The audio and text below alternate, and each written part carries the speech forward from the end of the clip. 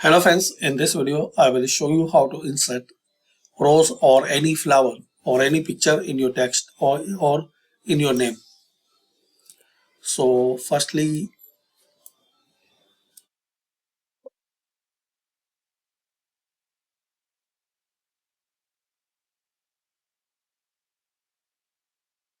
insert any picture which you have. Like I want to insert this picture in text. Now adjust this picture size. Now click on insert, then text box. Draw your text box here. Now write your name. Select your name and adjust the size. Then change the font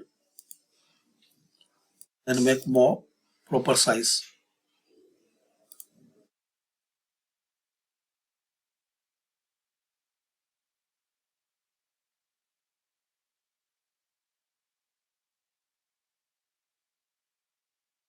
Now press Ctrl and select first picture, then select this text. Both are selected, this picture and your name or your text. Click on Shape Format, Merge Shapes and select this Intersect. So this way you can insert any flower picture in your name. Thanks for watching.